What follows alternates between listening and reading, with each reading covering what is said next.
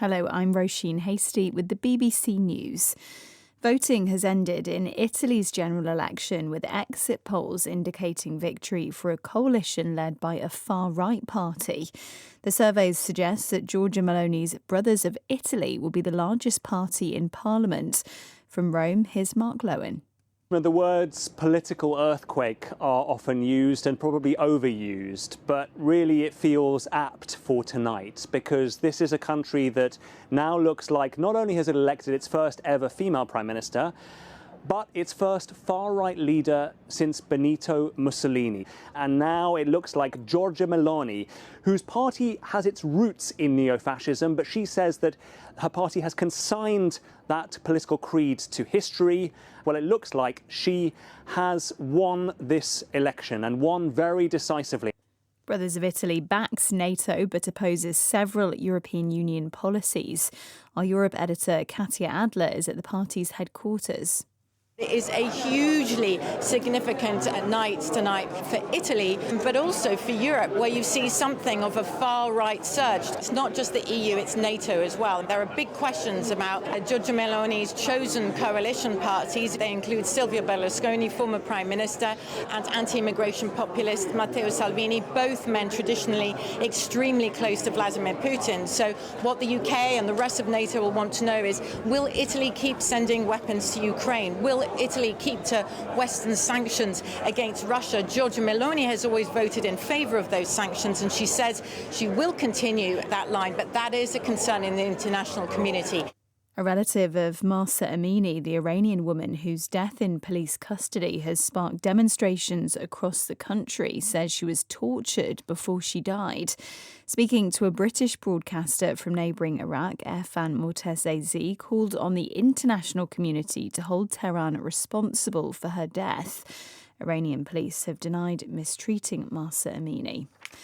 Cubans have been voting in a referendum on whether to legalise same-sex marriage. Our Cuba correspondent Will Grant reports.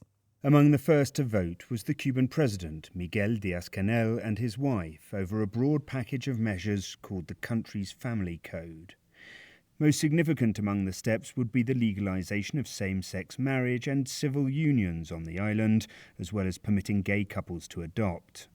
My expectation is that most of the population will vote yes, said President Díaz-Canel. But either way, he added, the popular debate that has been generated has contributed to our society. Nevertheless, there is also significant opposition to the step, particularly as evangelical churches on the island grow in influence. World News from the BBC.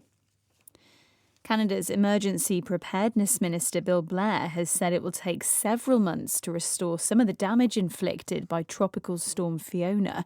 The storm lashed Canada's Atlantic coast at the weekend, bringing with it winds of up to 170 kilometres an hour.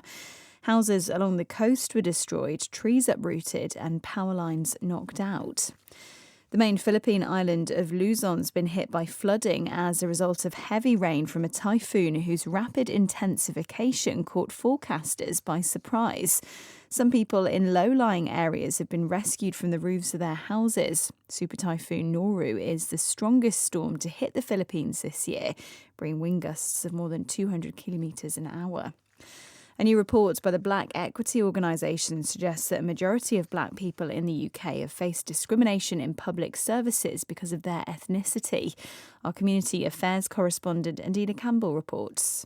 Almost two-thirds of black people said they or someone else close to them had experienced stop and search or wrongful arrest, one of the main findings in the research by the Black Equity Organisation, which launched earlier this year to address systemic racism in the UK.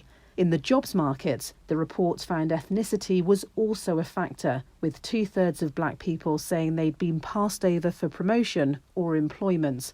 The government says it's committed to achieving fairness and equality of opportunity for all, whatever people's ethnicity or socio-economic background. It's been announced that Rihanna will headline the Super Bowl halftime show next year. The singer has posted a photo of an NFL-branded football on Instagram. The Super Bowl is the highlight of the American football calendar, with millions of people tuning in to watch the game, the entertaining commercials, and the star-studded halftime show. BBC News.